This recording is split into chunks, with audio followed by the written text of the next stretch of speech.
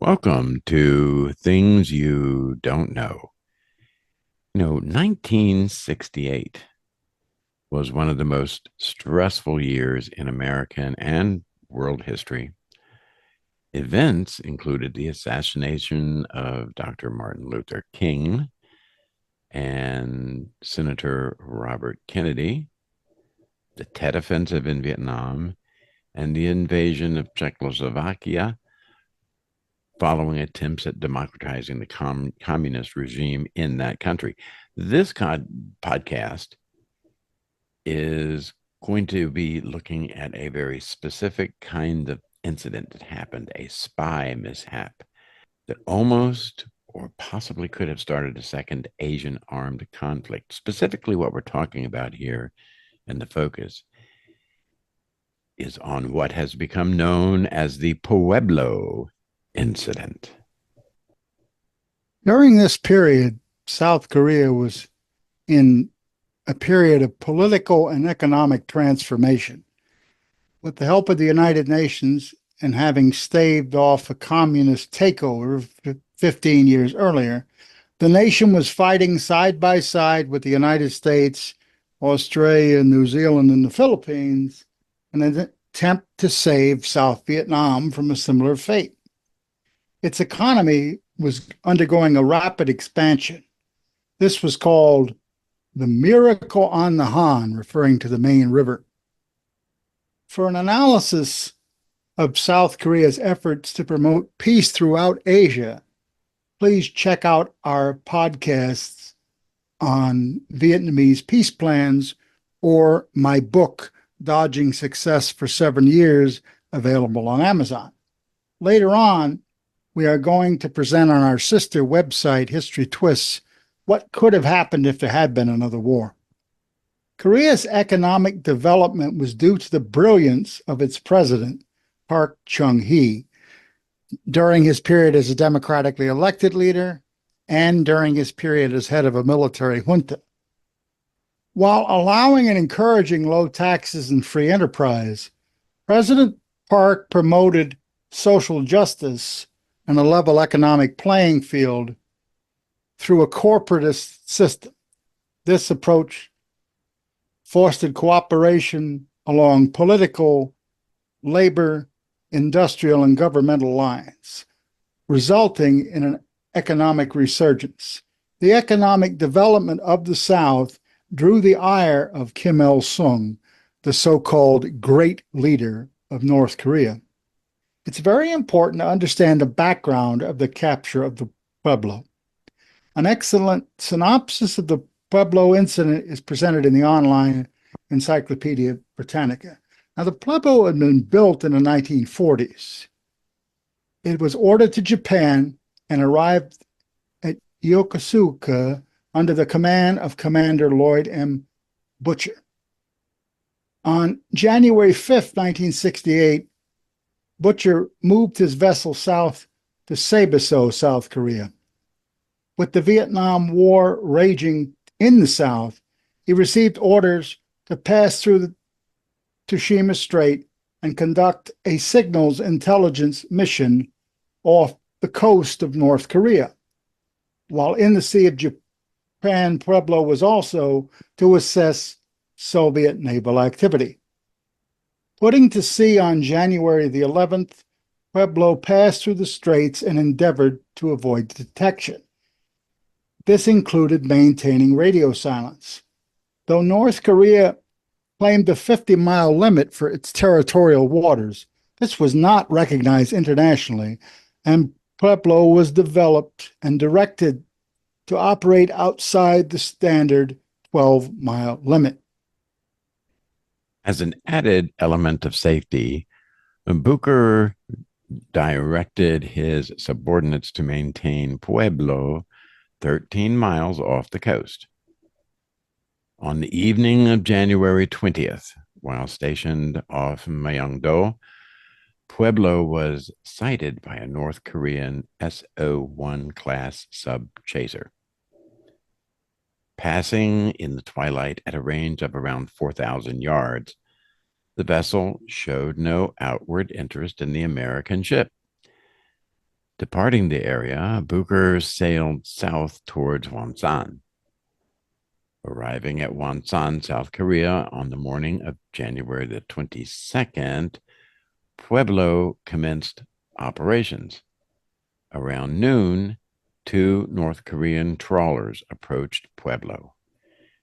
They've been identified as Rice Paddy 1 and Rice Paddy 2.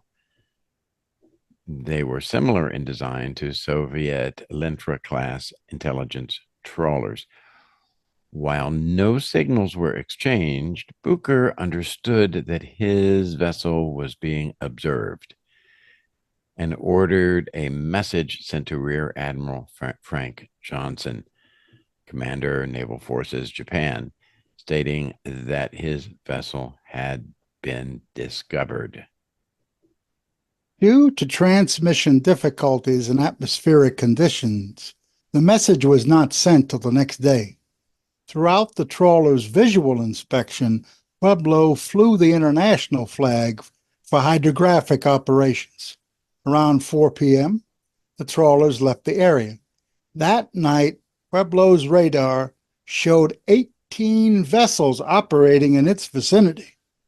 Robert Newton's article, The Capture of the Pueblo, relates more troubling details. In the afternoon of January the 22nd, 1968, the two North Korean fishing trawlers, Rice Paddy 1 and Rice Paddy 2, passed within 30 yards of Pueblo. That's close. That day, a North Korean KPA Special Operations Force unit made an assassination attempt at the Blue House Executive Mansion against South Korean President Park Chung-hee. But the crew of Pueblo was not informed about this. They were on mission, so transmitting that kind of information was not considered to be that critical. Western political leaders believed that some response should be made to the assassination attempt as a reprisal. It wasn't known then, but it is now, that the assassins were former prisoners who were offered a pardon in exchange for dispatching Park. He would meet his death 11 years later in a geisha house and see the president's last bang. For all the bizarre details of that. It's a brilliant and very funny film. The North Korean patrol ships began shooting near the Pueblo, demonstrating their control because the Pueblo was 25 years older, with a top speed of around 13 miles an hour, as compared to the 20 to 30 mile per hour range of the pursuing vessels. It soon became clear that the Pueblo would not be able to escape. Eventually, shelling forced the Pueblo to stop, signal compliance, and follow the North Korean vessels as ordered. Pueblo stopped again immediately outside North Korean waters in an attempt to obtain more time for destroying sensitive equipment and material, but was immediately fired upon by the submarine chaser. A sailor, Fireman Dwayne Hodges, was killed, after which Pueblo resumed following the North Korean vessels. The ship was finally boarded at 2:55 p.m. local time by men from a torpedo boat and the submarine chaser. Crew members had their hands tied and were blindfolded, beaten, and prodded with bayonets. Once Pueblo was in North Korean waters, territorial waters, she was boarded again, this time by high-ranking North Korean officials. Captain Bucha was tortured, but kept the crew from suffering total despair, convincing his communist captors the middle finger he repeatedly showed them was a Hawaiian sign of friendship and goodwill. Yeah. Just an interesting personal note. I knew the relatives of the man that died, the fireman Hodges. Yeah, I knew that family, and they were obviously disturbed over that whole incident. Anyhow, When forced to create a written statement of praise to the Kim regime, Butcher turned the macabre details of his extorted confession into a joke, saying, "We peon the kindness of Kim Three Sung." The desired meaning of the word peon was to do homage. So he pronounced the phrase as though the men were urinating, i.e., pee on. Nice touch.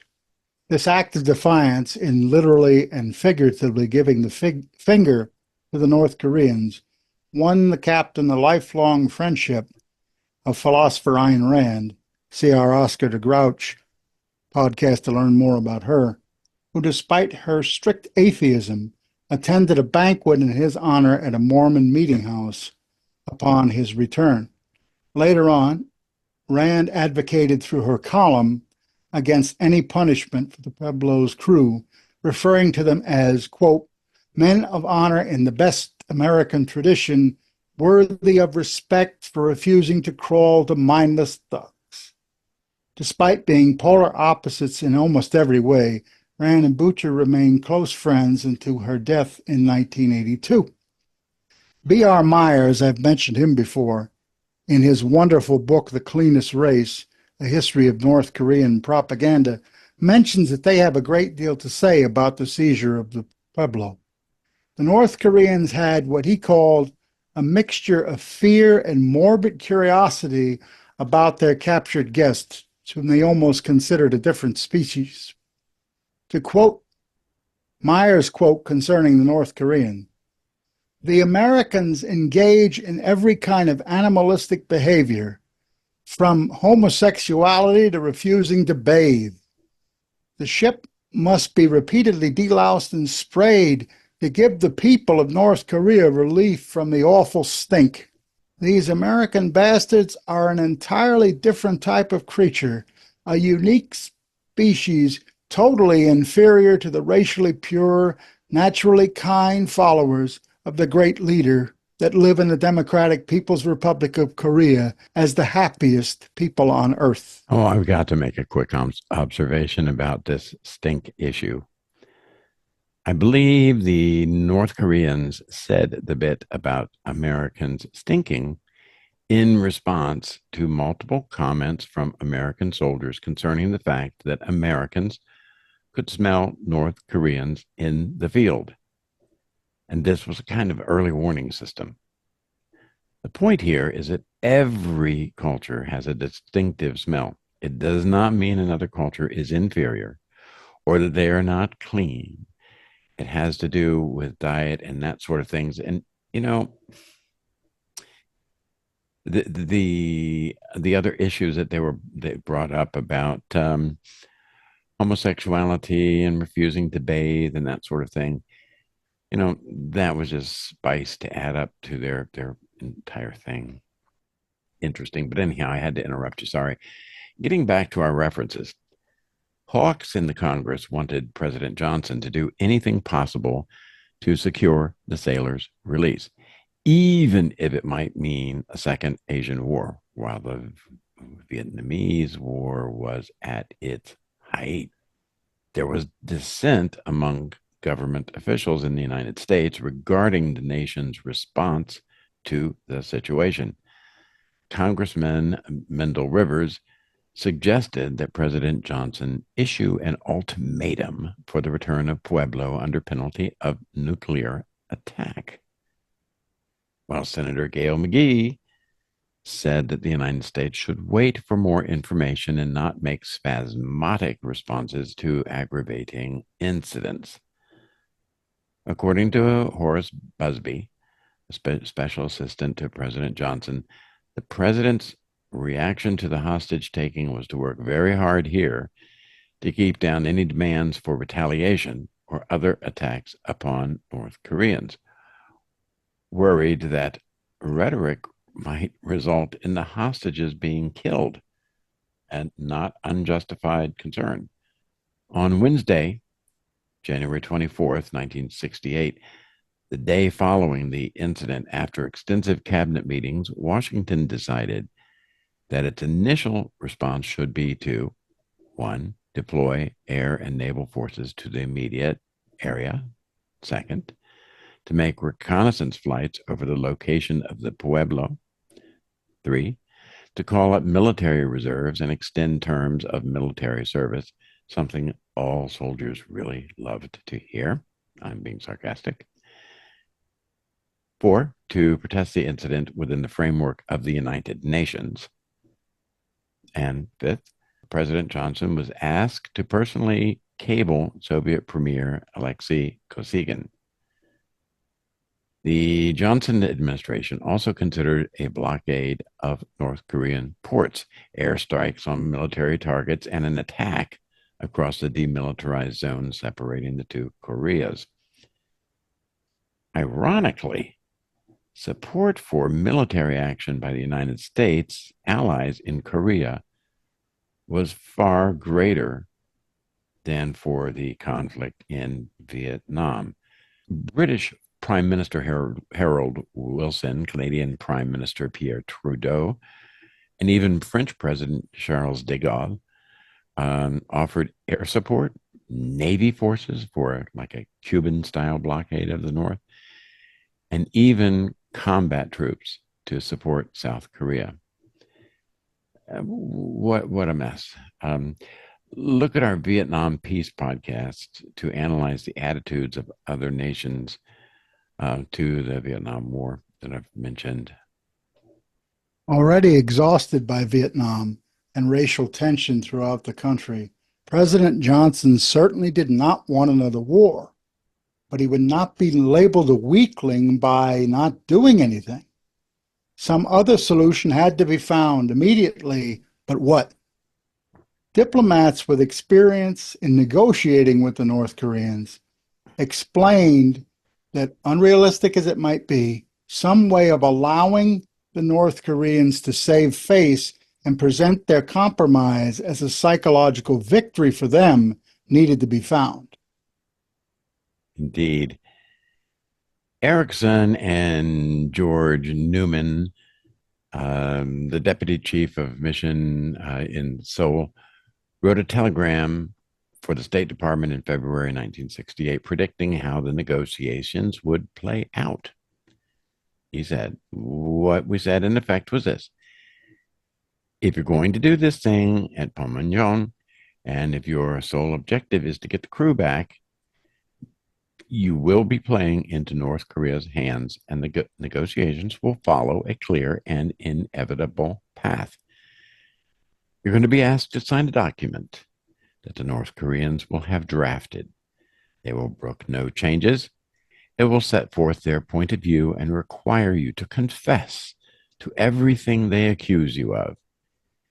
If you allow them to, they will take as much time as they feel they need to squeeze every damn thing they can get out of the situation in terms of their propaganda goals.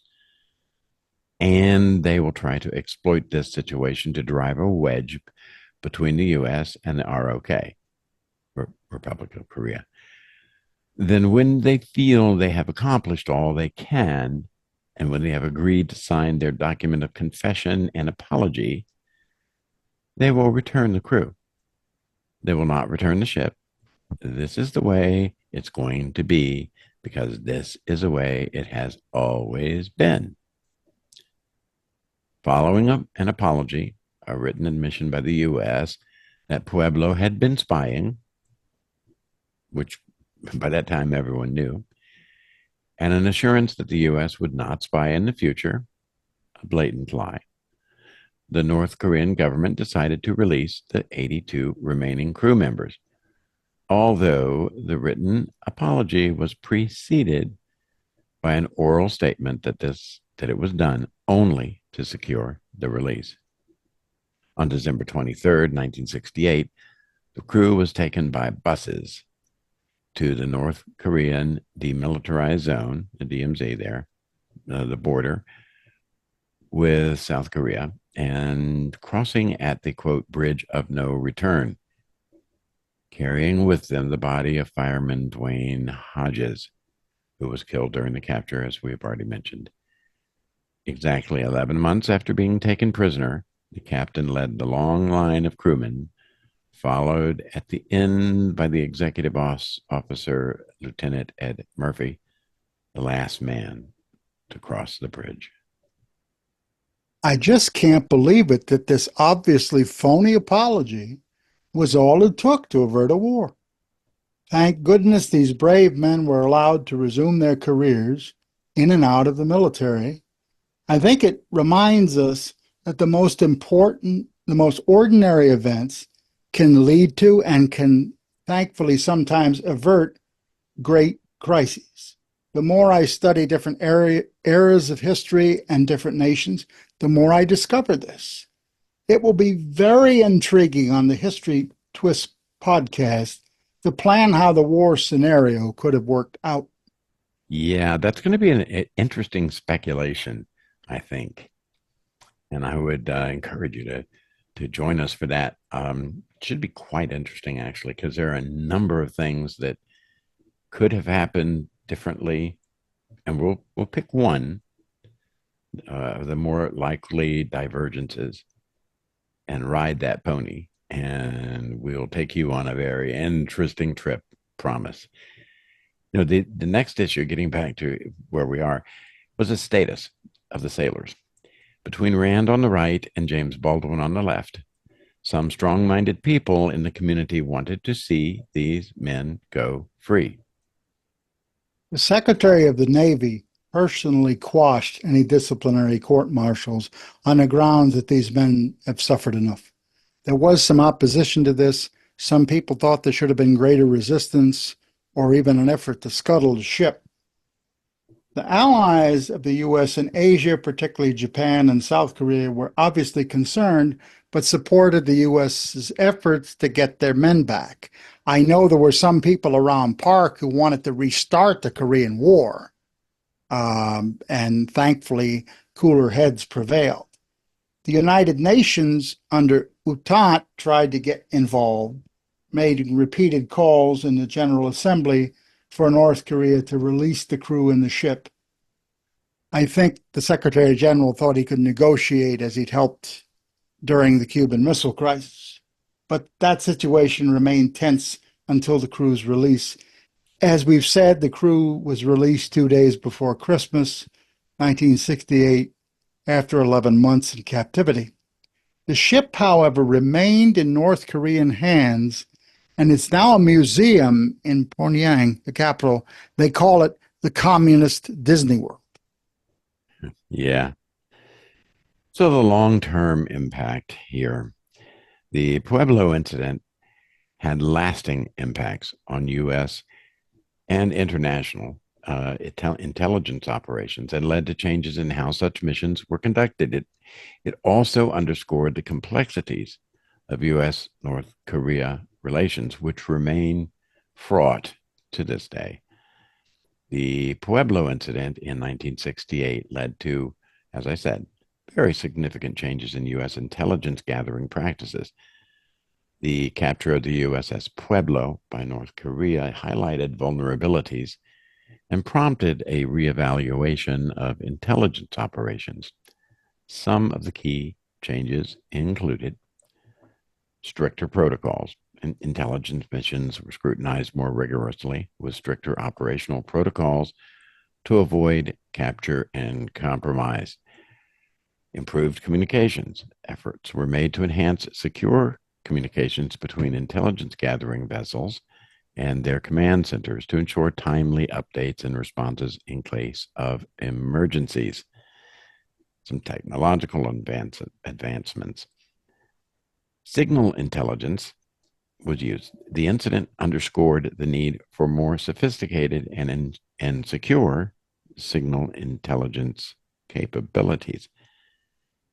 Investment in satellite technology and other remote sensing technologies was increased to reduce the reliance on potentially vulnerable platforms like ships.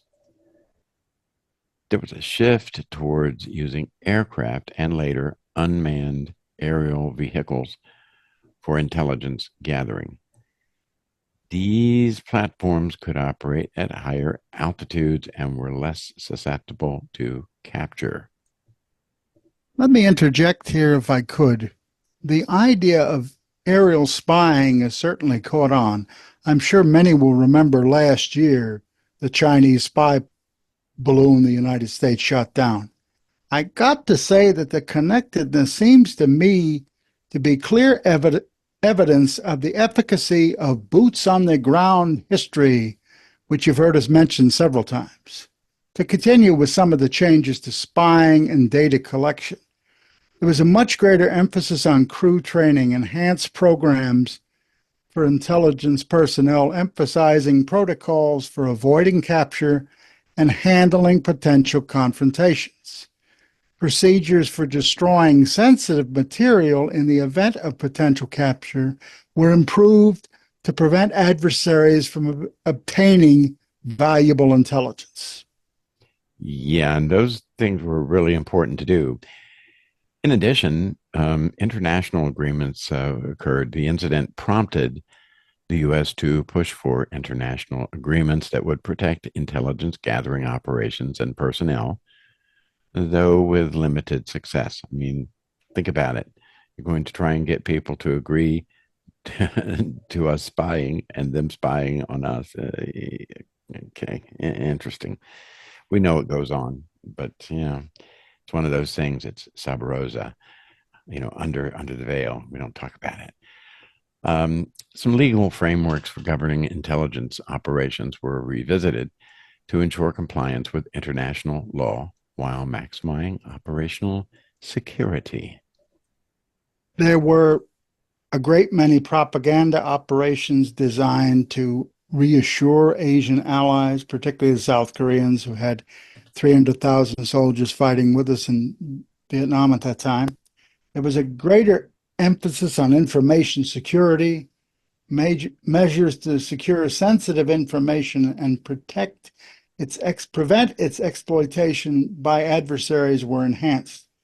The Pueblo Incident was a catalyst for these and many other changes, driving the U.S. intelligence community to adapt and innovate to the evolving threats and challenges of the Cold War era. The lessons learned from this incident have had a lasting impact on intelligence policies and practices, many of which continue to influence our operations today. We hope you've enjoyed this podcast, ladies and gentlemen. Please give us a like, give a comment, and join us again here real soon. Indeed. And, thank you for listening. And hey, while you're thinking about it, go ahead and give us that like. We appreciate it. We need your support, as always, and we enjoy your comments. So have a great day. Bye for now. Bye.